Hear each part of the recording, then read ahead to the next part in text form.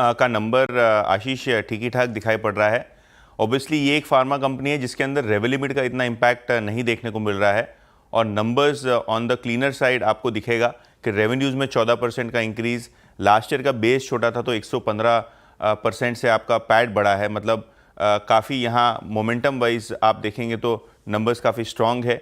EBITDA में 32% का move absolute basis पे, और मार्जिन्स देखिए 3% से ज़्यादा बढ़ते हुए साल दर साल बेसिस पे।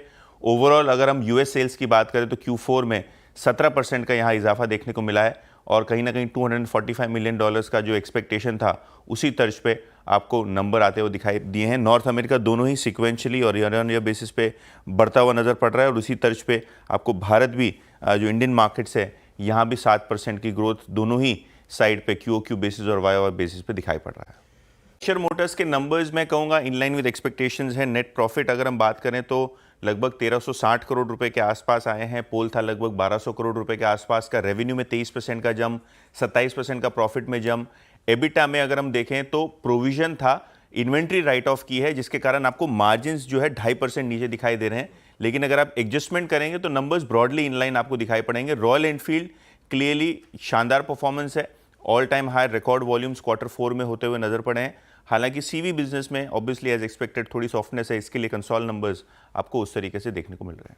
अच्छा, अपोलो टायर्स भी आपने पूछा था, अपोलो टायर्स की भी बात कर लेता हूं। यहां अगर हम बात करें तो यूरोपियन बिजनेस कमजोर रहा है, जिसके कारण कंसोल परफॉर्मेंस थोड़ा वीक है। नेट प्रॉफिट में 50% का डिक्लाइन है, रेवेन्यू केवल 3% ग्रो हुआ है, और मार्जिन देखिए साल दर साल बेसिस पे लगभग 3.5% गिरता हुआ नजर पड़ा है। एक्सेप्शनल लॉस 120 करोड़ का है, लेकिन जैसे कि मैंने पहले कहा थोड़ी सॉफ्टनेस आपको ग्लोबल बिजनेस यानी उनके यूरोपियन कारोबार में, हंगरी कारोबार में देखने को मिल रहा है। अगर हम नंबर्स की बात करें तो नेट प्रॉफिट में आपको एकदम एक डबलिंग इफेक्ट देखने को मिलेगा। 50 करोड़ का प्रॉफिट आया है, जो कि लास्ट ईयर 26 करोड़ के आसपास था। रेवेन्यू में 20% का उछाल, और एबिटा में भी लगभग 20% का आप ग्रोथ देख रहे हैं। मार्जिन 19.2% आए हैं, जो कि स्टेबल है साल दर साल बेसिस पे।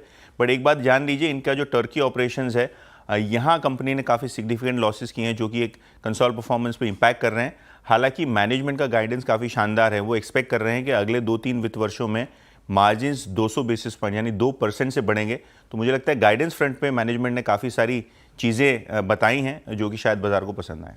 ओके, और बढ़िया नंबर्स हैं। और नेट प्रॉफिट की बात करें आशीष तो 43% का ग्रोथ, नेट इंटरेस्ट इनकम में 36% का उछाल, और अगर हम टोटल AUM की बात करें तो 37% की यहाँ ग्रोथ देखने को मिल रही है। और अगर हम गोल्ड लोन के AUM की बात करें तो वहाँ 41% का ग्रोथ। तो काफ़ी शानदार Q4 रहा है मुथूट के लिए। ऑब्वियसली जो बॉयंसी है गोल्ड प्राइसेस में और ओवरऑल गोल्ड लोन्स को लेके, शायद उसका फायदा पूरी तरीके से कंपनी ने Q4 में उठाया, ऐसा दिखाई दे रहा है नंबर्स से।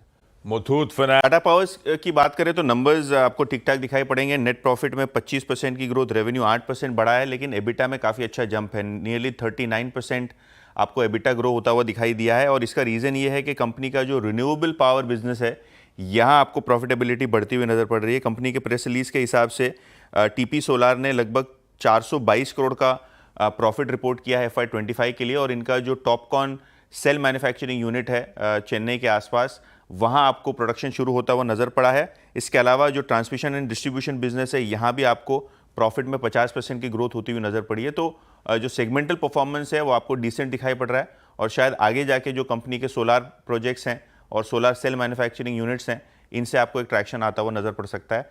तो कहीं ना कहीं फॉरवर्ड लुकिंग कंपनी का आउटलुक भी ठीक ठाक दिखाई पड़ रहा है। और दूसरा माफ़ कीजिए, टोरेंट पावर, यहाँ भी नंबर्स आपको ठीक ठाक दिखाई पड़ रहे हैं। इनफैक्ट टोरेंट पावर की बात करें तो यहाँ प्रॉफिट जो है लगभग आपको दिखेगा 150 गुना बढ़ता हुआ नज़र पड़ा है, 1060 के आसपास। रेवेन्यू बिल्कुल फ्लैट है, एबिटा भी फ्लैट है, और कहीं ना कहीं एक्सेप्शनल कंपनी ने जो बुक किया है उसके कारण आपको एक प्रॉफिटेबिलिटी में बड़ा जंप देखने को मिल रहा है। मार्जिन्स भी स्टेबल हैं, तो कोई खास नंबर नहीं है टोरेंट पावर का।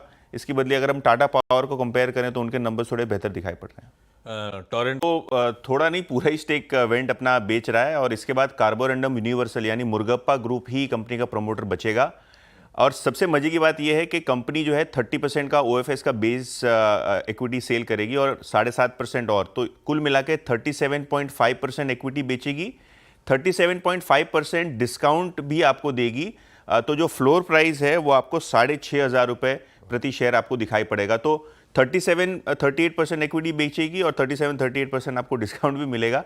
देखते हैं किस हिसाब से ये बिडिंग क्लियर होती है। क्योंकि एक ही बड़ा इंस्टीट्यूशन है यहाँ, एसबीआई म्यूचुअल फंड, जिनके पास मुझे लगता है 6-7% इक्विटी है। और अगर हम बात करें तो कुल मिला के ऑफर साइज लगभग 500 करोड़ के आसपास रहेगा। तो कोई बड़ी डील नहीं है। हाँ, परसेंटेज ऑफ इक्विटी काफ़ी ज़्यादा है और आज जो है इंस्टीट्यूशनल और एचएनआईज के लिए ये ओएफएस खुलेगा, तो देखा जाएगा किस तरीके से सब्सक्रिप्शन होता है। अगर हम कंपनी की बात करें तो पिछले साल कंपनी ने लगभग 40 करोड़ का पैट किया था और अभी जो करंट मार्केट प्राइस है वो 2000 करोड़ के आसपास का मार्केट कैपिटलाइजेशन है। तो 50 के पी पे ऑलरेडी स्टॉक ट्रेड कर रहा है। देखते हैं कितना डीप डिस्काउंट पे ये ओएफएस कंक्लूड होता है। तो दो कंपनियां जिनके नंबर्स आए, सबसे पहले पिरामल फार्मा। नंबर आपको ठीक ठाक दिखाई देंगे। प्रॉफिट में 50% का ग्रोथ, रेवेन्यू में 8% का ग्रोथ। और अगर हम एबिटा की बात करें एब्सोल्यूट बेसिस पे तो लगभग 560 करोड़ के आसपास आया है। मार्जिन्स बिल्कुल ही फ्लैटिश आपको दिखाई पड़े हैं पिरामल फार्मा के लिए, लेकिन ऑब्वियसली मैनेजमेंट की जो कॉन्फ्रेंस कॉल पे कमेंट्री है वो काफ़ी इंपॉर्टेंट रहेगी।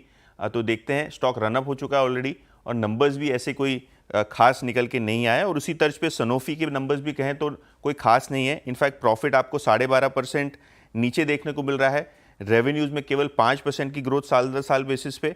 और एबिटा अगर हम देखें तो 172 करोड़ के आसपास आया है, जो कि एक 25% की ग्रोथ है। मार्जिन आपको थोड़े बहुत बम्प अप होते हुए नजर पड़ेंगे, लेकिन ओवरऑल नंबर सनोफी के लिए भी थोड़े बहुत मिक्स्ड दिखाई पड़ रहे हैं।